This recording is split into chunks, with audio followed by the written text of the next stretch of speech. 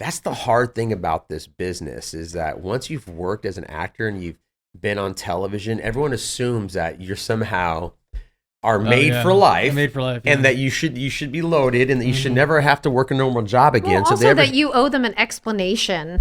Like if somebody approaches you, and I know that in terms of Steven, you were highlighted online as working as an elf in the mall. Yeah, but that's just it. I don't have any qualms about stuff like that. Why would you? Well, it's minimum wage, sure. You're a little bit above, but it's a way to for me personally. Christmas was a huge thing in my family, and I don't have any kids myself. So in a way for me, it was a way for me to still celebrate the holiday in a positive manner than sitting alone, and being depressed during the holidays by myself. That's really sweet. So you wanted to give back and engage with the holiday. No, not really. It was more selfish because it was about me, because I didn't want to be fucking depressed during the holidays. Yeah. But had your dad passed when you were? Yeah. So it was just like, guys, oh God, see what you fucking did. We're doing this. Assholes. We're doing this again. But it's like one thing I do want to bring up. It's even though it was such a big part of my life, it's still a good part of my life. I remember I think it was a Hollywood Christmas parade or one of these parades. Yeah. And I was one of the people in it, and the Beav from Leave It to Beaver. I remember you brought the dad up recently. No, Tom did, because he was. Tom did, yeah. Yeah. Well, that's another episode. Yeah, this poor guy, man. He's 55, 60 years old, and he still gets called, "Oh, you're the Beav! You're the Beav!" Yeah. And you see the look on his face. Yep, I'm the Beav. And I'm going, holy fuck. That was you? I never saw him? Yeah, I saw myself 40 years later. He shouldn't be in a parade as the beaver if he doesn't want to be recognized as the beaver. Okay. I think you make a good point though. No, but the point I'm trying to make here is I never want to be that, because it's look at all the joy we've brought people. Even though not every day was a walk in the park. Look at all the great things that came out because of it. So you don't want to have a relationship to your fame that you feel is toxic. I get that.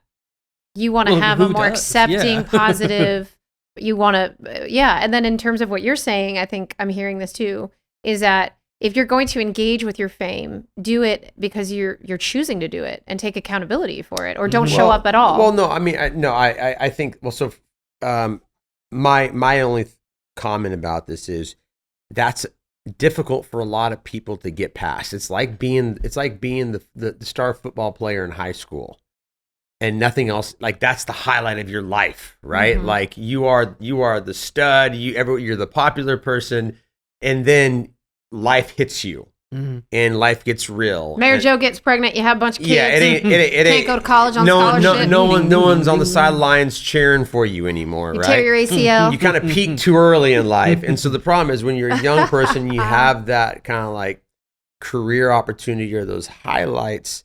You kind of live in the shadow of that throughout the rest of your life, unless you choose. Mm-hmm.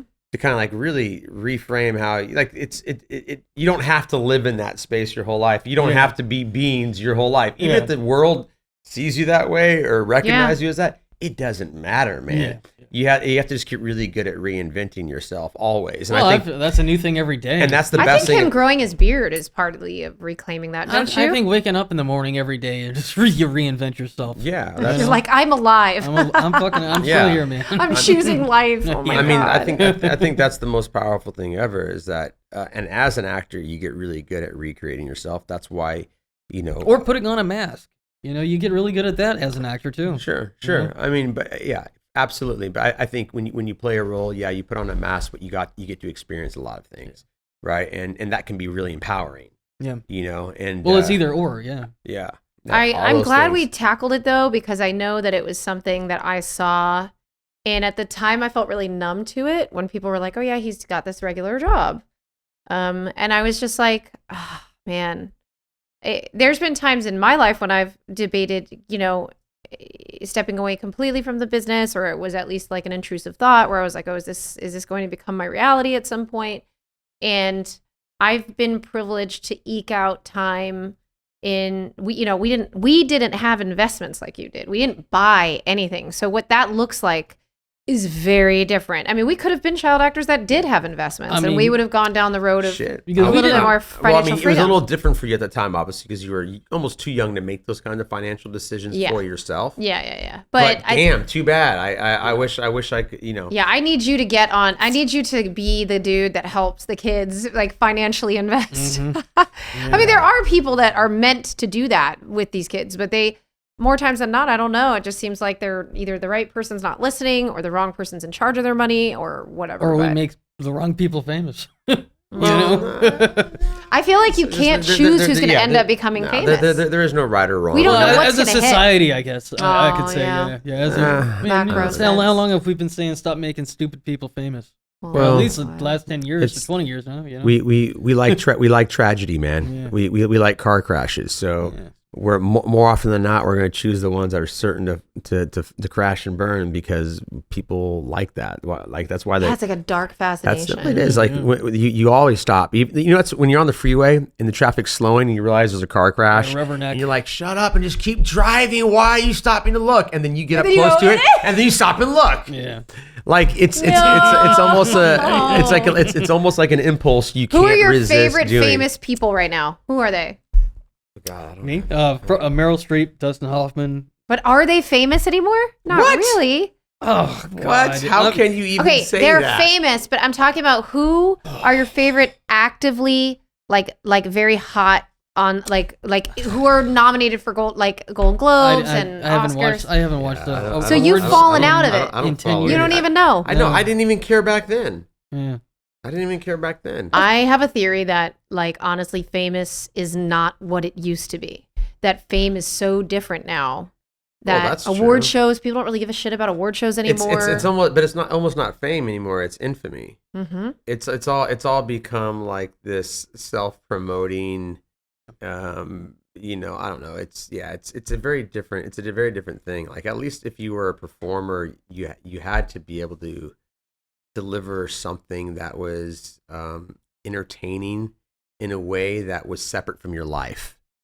Now it's just your life. Yep. It's just everyone. Like look at Brad Pitt. It's like, and look at the Johnny Depp situation. Like you're taking away from these people who've had legacies and careers, and you're only remembering these relationships that they had, or their divorces, it is really sad. Yeah, it's a completely different world, especially when it comes to what people are known for and what they're famous for. I do wonder then how, man, this is really hard. Whew. I mean, like if child actors can't protect their lives, their personal lives, like no actors really truly can be like, okay, I'm going to put this over here and over there. Like even in a way, I feel like those are the best actors that we have no idea what their personal lives are like. Yeah. Well, but that goes back to choices. That's just simply a choice. I mean, a choice in good parenting, I guess, but you don't have to be engaged in the media soap opera that's happening all the time. It's just not necessary. There's a lot of actors, like we often talk about the toxic nature of the business or see what's happening. But there's so many other people that have made healthy choices and have had great careers. And we're not talking about them. There's thousands of them because they just don't feed into it. They're not a part of it. They don't play into this kind of stuff. But the rest of us want to be moths to a flame. And when you do that, you're going to get burnt, and then it's like, oh, the industry is so bad. It's so toxic. I'm like, sure, there's a toxic element to it, but it's not necessarily that it's always toxic. Well, and also I think you make a good point. Like you're right. Ego for sure. And your relationship too. It's like going back to what we were saying about everyone's relationship to Googling themselves or fame and seeing how they're represented, right? In that way. It's like, you can only, and I've learned this in recovery essentially, even though I'm not doing a 12-step program, but in my 7 years of recovery, it's like, you can only control your reactions to things. You can only control how you're. And I feel like that's a tightrope with actors because, you do have to have that thick skin. You got to not really care what people think about, right? But on the other hand, we're actors. We literally make our money based on what people think about us. Mm-hmm. I feel that sometimes with like all the content that I make, And is like if you had a shitty generally talking about if you were generally stuff perceived as this horrible toxic person, Mhm. obviously you wouldn't have a great online successful career, right? Yeah. Or it certainly wouldn't be the one you have now. Mm-hmm. You know. Thanks so much for watching this clip of the Even More Stevens podcast. For full episodes, check us out on Apple, Spotify, YouTube, or wherever you get podcasts. Do you want more of us in your life? Well, then join our Patreon today. Link is in the description.